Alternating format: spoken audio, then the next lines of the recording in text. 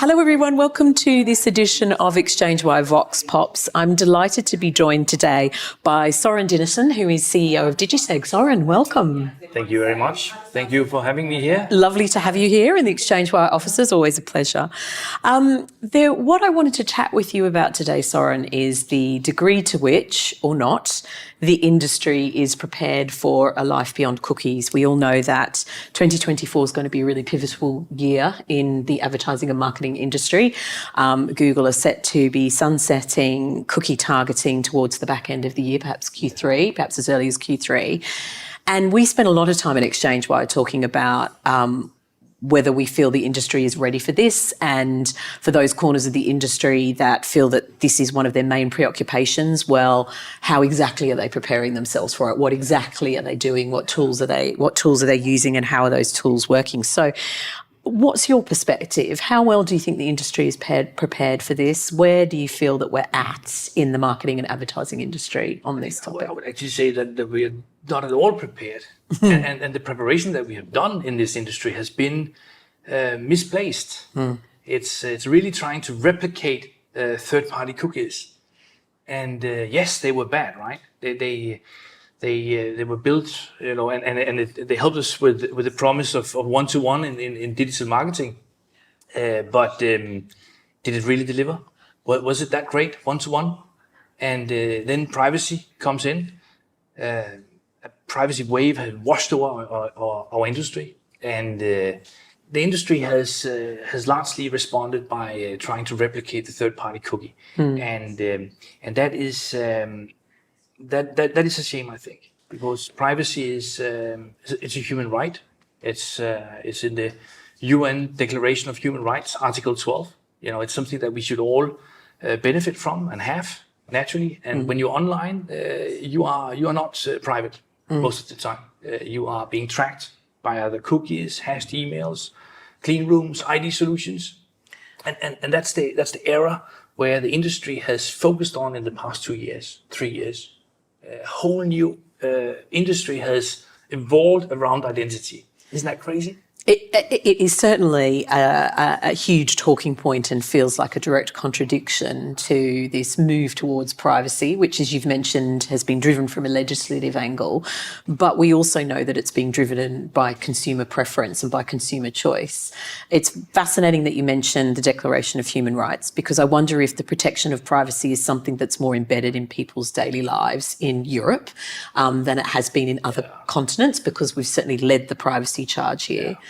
So I think that's really interesting. But the second thing you've just mentioned there that I want to dive into a little bit more detail is the industry that has surfaced in response to deprecation of third-party cookies. So give me your perspective a little bit on how some of those solutions that are becoming really commonplace and are attempting to tackle this challenge, what they're actually doing, and where you think they'll go from here. First of all, I think that the industry has evolved around two focal points. One is tracking, and the other one is untracked solutions. And when you go into the helicopter and look from above, then we see a desire for more privacy online by the users, the consumers, us all, I think. And that has been responded to by legislation. So we have GDPR, e-privacy, and the likes, CCPA. And that is an ever-growing effort by legislators to try to keep up with the demand of the consumers and of the public. And then we have the industry trying to solve this issue. Oh, we cannot track people anymore. What do we do? And then we have primarily focused on developing new privacy-safe ways of track data. And those involved clean rooms, where 2, 3, 4, 5 or more parties, they join in small vaults with their private data, where they gained access and consent by the user who gave them the data to put it there. And then on miraculously ways, the consent travels from one vault to another vault. And yes, it's completely anonymized, as if you were using hashed emails. Nobody can get back to the real email, but it's still a signal that is traveling with this hashed email. And that means that you can use these signals, these tracked signals, in many parts of the industry. We also have ID solutions. Most DSPs, they now have either their own or a collaborative ID solution. And again, it's trying to make sure that you can connect and do attribution modeling and cap frequencies and so forth, which is also great, right? It's wishful to do so if you are an advertiser, but in these efforts here, we open up for the usage of private signals being trafficked. And the way I see it is that we are actually trafficking human decisioning power. The signals are there. That person that formed the signal raised their hand and said, went to their homepage and their profile was added with this signal. And this signal travels with the hashed email. It travels throughout the ID solution or throughout the clean room. Was it really what the consumers wanted? Was it really what GDPR was meant to do? I'm not so sure. And the further question is, will it satisfy privacy legislators at some stage when that legislation continues to become sharpened and they look at additional use cases of how these solutions operate in the real world?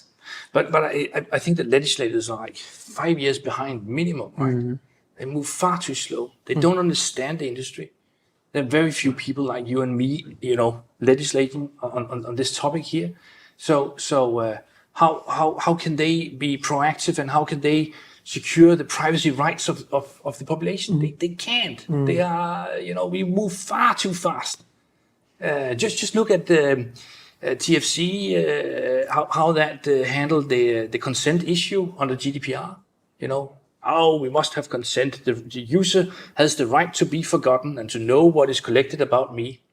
And what do? We just collect consent in bulk for many, 500 to 800 users when you go into The Guardian or when you go into any big publication here in UK or the rest of Europe. And was that the purpose of GDPR? No, it was the industry that solved it this way.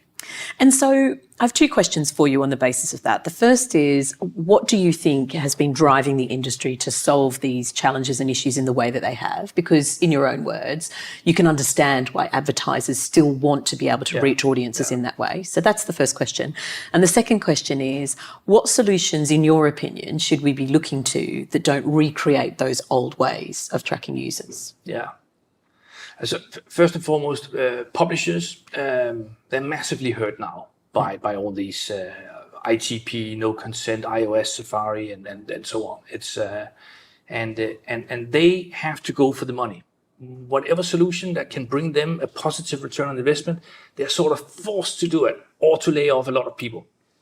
And so I don't blame them.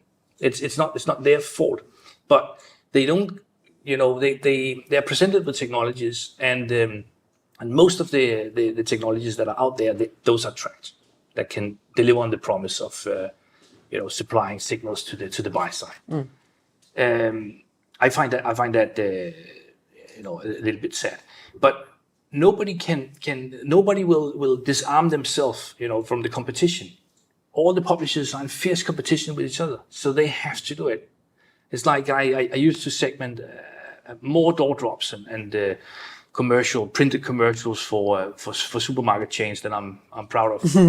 But in this project here in Scandinavia, we were capable of eliminating 15% of all these printed commercials, which is a massive amount, billions of commercials that we cut away from the budgets every year. And we did that without hurting the bottom line at all. So the revenue was kept intact, but you saved 15% of all the printing and all the delivery, all the postage. And I asked them then, isn't it time that we cut it completely and shift to digital? And what did they respond? We certainly can. Too much of a reduction in revenue. It's like it drives 22%. If we do that as an independent chain with 2,000 supermarkets, we would lose 22% of our revenue like this to a competing chain. So that's not going to happen. So the individual chain could not do it. And it's a bit the same in the digital industry here. you can't do these effects on your own. It needs to be legislated. It needs to be from above. Somebody gives you the rules for doing digital marketing. It cannot be the players themselves that make it up as they go along. And in your opinion, we haven't got to the second question there yet, yeah, but in your opinion, no, because it's interesting. Do you think that's what will eventually shift the industry from the way you've described them, tracked solutions, or solutions that are still focusing on tracking consumers, to untracked solutions? Do you think that shift is going to come from a legislative push? I don't know, because they are far behind. Yes, as you just said. So Merete Vestager, if you're looking at this, you really need to up your game. And but there are technologies out there, and I represent one of them. That's also why I have this strong voice in this matter here. It's because we have set out to showcase to both publishers and the buy side that you can reach really good results that mirror all the return on investment that you had from, let's say, behavioral cookies and the old way, the old third-party systems. Tell me a bit about that. So it is possible, right? And alongside that, so we are using neighborhood characteristics from national statistics offices, and we can put that on every impression. Basically, 70% of all impressions in any market. Well, we're in 46 markets, so all of Europe, all of North America, and half of APAC. Yep. It resembles very much the way that GrapeShot and Pier 39 and other contextual providers are doing it, right? Which is also inherently tracking free. And these technologies has been around since the dawn of time, or at least the dawn of digital time. And when you use these signals and you're not tracking anybody, then you're not harming any consumers. You don't force them to buy something. And I'm not saying that we are forcing. But I'm just saying that this constant nudging on signals that are personal and private means that you can traffic, human decisioning power. You can make people buy something, which is the purpose of advertising, basically. But you can also make them vote for something or change their opinions if you keep nudging them and if you have the right signals. In mass marketing, you cannot do that. And because you would need so much resources to get your message out to everybody, right? That it would be virtually impossible. And so, do you see, in part, that is also another shift that we might ultimately come across in the industry? Because, let's imagine we're having this conversation in another 12 months' time, and cookies have been turned off, and there are a lot of publishers and brands and advertisers out there that have no choice but to use alternative solutions. And let's imagine that some of these untracked solutions continue to become popular. We know contextual targeting solutions have been very popular always, and the popularity has increased a lot over the last couple of years. Do you foresee then an environment where the marketing industry is less focused on that one-to-one conversation and becomes much more of a mass media approach like it has been before traditionally? There are a few agency groups that are really in the forefront and trying to look at the world from a holistic perspective, and we work with them. And they have seen the light that they can reach the same results with untracked techniques as they could with tracked techniques, because reach matters as well. And when you have tracked techniques, usually reach really suffers. And that doesn't mean that it's only upper funnel activities that you're doing. You can also get really good measurements down below. The link between, whether a person does something upper funnel and achieves the entire customer journey lower funnel and actually converts, that is not something that untracked data can do, right? You have no measurement points on this. And when you look at where the industry is probably going to go, solving this issue here, I can only point to sales modeling. It has been working for decades for radio, television, outdoor, the likes. And if we lose the track signals, then we just have to recognize that that sales modeling is how we do contribution modeling. And there's many more areas that we could delve into here, but we're running out of time. As a sort of a final word from you on this, what are some of the other benefits as well for publishers when they're looking at the sorts of solutions they're using? What are some of other benefits for publishers considering solutions that are definitely not tracking? There's obviously that they'll be GDPR compliant without too much difficulty. We can make some assumptions that they're more in line with consumer sentiment, but are there some other benefits to publishers' businesses from the data point of view? Reach, when you're not tracking people, you're not limited in reach. Basically, that goes for both contextual and for household characteristics that we deliver. And I'm sure that if we put our mind to it and not just try to optimize, track data, then we could come up with many, many more solutions for this. But all the money has been going in the industry into the ID solution or clean room sector, right? So identity has taken all our efforts in the past 2-3 years. And that I think is a shame. So it is up to companies like Digiseg and contextual providers and so on to showcase that you can achieve really good return on investments on the untracked world. And once the majority of all campaigns are not using tracked data, then I think that the rest of the industry will just pivot and just go along, right? But it's probably going to be happening in that line of order. Yeah, it's not going to be the legislators that will do it because they are too far behind, unless if they listen to this. And we'd love to have them come along to ATS and talk about how they're progressing. Right? Yeah. Fantastic. Thank you so much, Søren. It was a pleasure to discuss with you what the world of marketing and advertising will hopefully look like beyond cookie deprecation. And thank you very much for coming to the offices today. Thank you for having me, and thank you for raising this issue here. I really think that it's an important, fundamentally important voice to have. Right? Absolutely. Thank you very much. Thanks everybody for watching.